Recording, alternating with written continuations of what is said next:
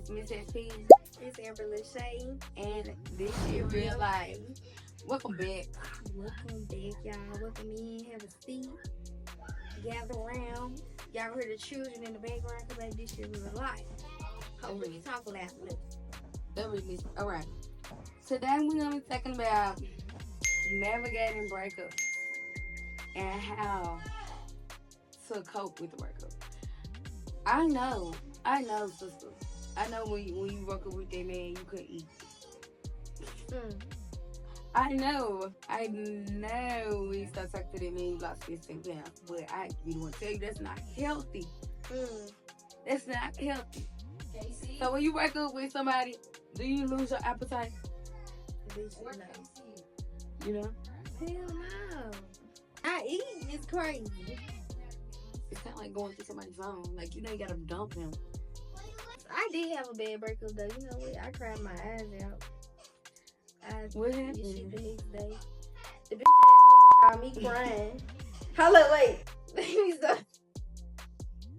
You know how you very much in love the first couple months. Like, y'all just love birds. And at the time, you know, I was in the military, so we both went to Japan type shit. We went, but we was in two parts. He was in mainland, I was in Okinawa, so bitch, we basically in two different states. Let's say that type shit. We was long distance type shit. Okay. So we FaceTime every day with the wood, but it was like, okay, we could just get on a flight and see each other type thing. But the whole time, he ended up calling me one day crying. Like, he already crying before the conversation started. I'm like, what's going on? Baby, he broke up with me. And I said, the fuck? What? Bro, what are you talking about, man? I ain't know that shit was in here, bitch. I was crying my eyes out because I thought I was in love with this man. I let him be my mama. Why not? Because, bitch, I thought we was going to get married. We broke up because he talking about some, it's just too hard for me. We can't do this long distance, then on the third. Now, that nigga was the one cheating. You want to say the other nigga? Now, that nigga was the one cheating. But the thing was, he kept calling me every day, crying.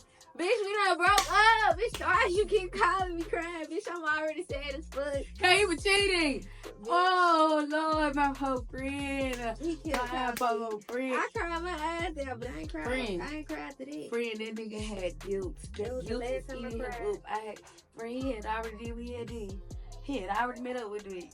He had already did what he had did, and that guilt was eating him up. Because if you wanted to be with me, why don't you call my phone every day crying over a decision you made? But I'm confused. I blocked him on everything after that. Because, bitch, I was done crying after this second day. Bitch, my eyes so motherfucking puffy. Them hoes couldn't puff up no more. I look sick as hell. I was done crying. I said, bitch, I'm done crying after I started going outside, bitch. I blocked that nigga on everything. That nigga emailed me. Oh, it better been that nigga better came like Shakespeare. Hell I'm talking about 100,000. I'm writing you a Hell page. Come like letter. That's how that nigga need to come. hell nah, that man, why you block me, blah, blah, blah. You think you broke up with me? I just you. I want to talk to you this and the third. Man, get the fuck out of here. Fuck out of You my broke face. up with me. Eventually, I unblocked him on Instagram so he could see me shine. He added you back or you added him back? You follow him? He followed me back. He was page watching. But I unblocked him. He was watching you, waiting to be unblocked. That nigga cheated, and he was sad about it, and he wanted to be with you still, but he felt bad. And that's why he crying every day. Because he like, damn, I really wanted to be with you, but I done cheated. How I got over that breakup was she cried about it. To be honest, I cried. And when my ass kept putting my ass to work and getting up every day and keep going, because I started going out and enjoying my life. I'm trying to think. The next time my friend, I was in high school. I was 14. I had just turned 14. And the dude I was talking to was 16. We called ourselves in a relationship. But that nigga cheating on me, y'all. That nigga cheating on me bad. He was about to turn 17.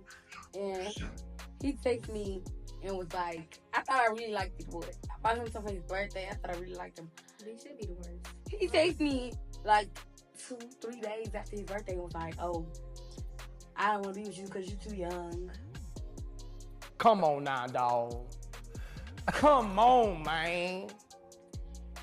Like he didn't know how old I was before we started the relationship. Okay. Okay. Blocked him on everything. Because my feelings was so hurt at the time. Like, I was really sad. Like, I was like, damn. I thought we was kicking and we was cool. But I should have knew because all the conversations was about other shit. And it shouldn't. So I should have knew that, like, he just wanted what he wanted. But I really thought he liked me. Bitch, that has to be when you young.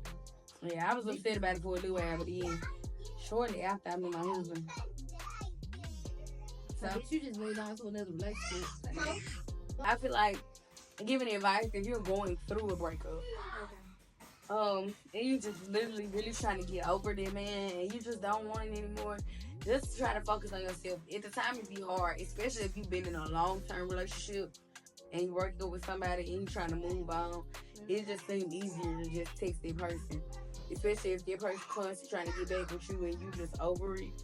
So my advice would be just to put yourself first. Yeah. And don't go back because, I don't want to add no other bodies, this, that, and the third. Don't do that. Convenient. Ooh. Because you looping yourself back into the drama that you're trying to get out. Even if you think it's only going to be this. It's only going to be sex. It's only going to be this. It's still going to lead to more.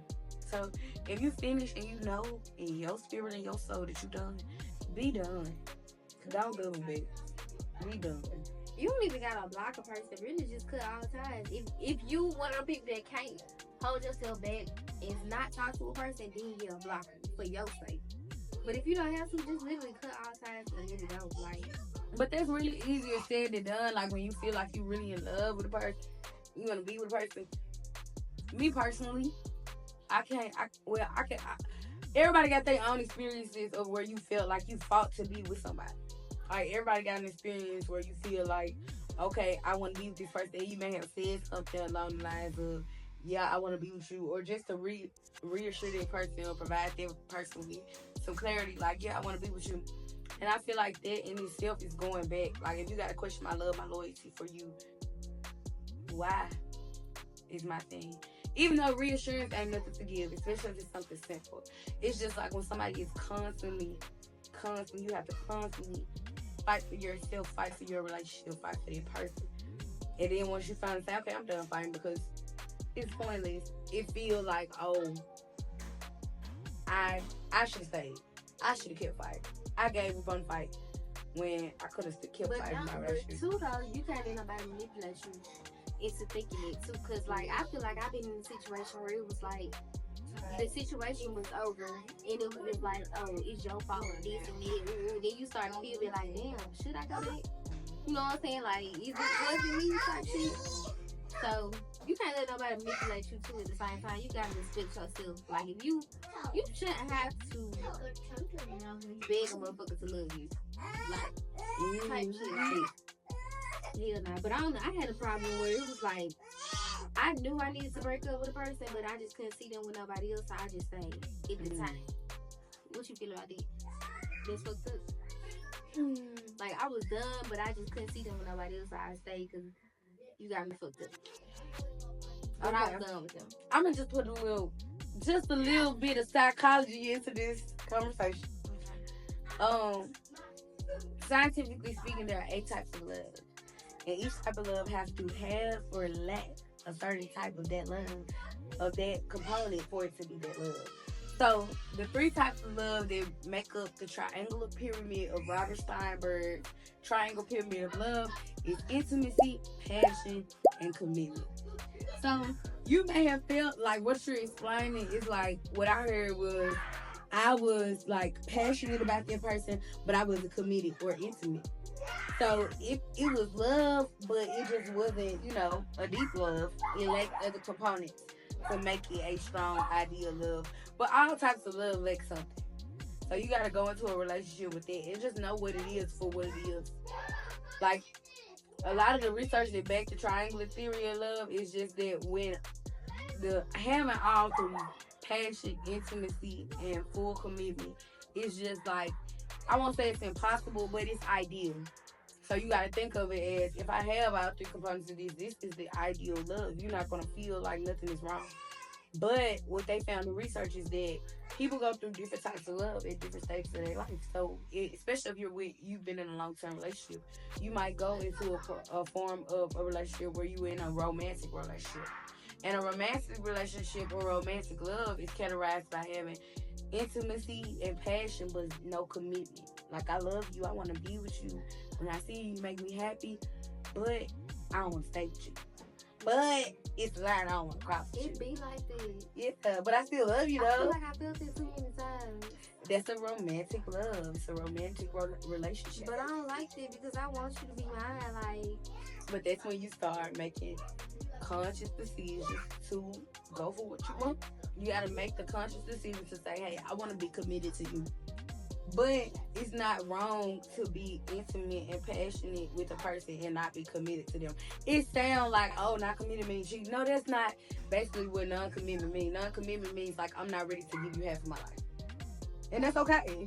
That's okay. We can be in a romantic relationship. It's a lot of long-term relationships that have been stuck in the romantic stage of their relationship. But then you have a relationship where it only has intimacy and commitment, but no passion. And that usually happens in long-term relationships where they've been together so long, but I just don't want to see you with nobody else. I don't even like you no more. But I'm so committed to you, and I'm so passionate about our relationship that I'm gonna stay with you. But we're not intimate. I'm not even attracted to you. right. But I don't want to see you with nobody else, and I'm passionate, and I'm committed to that.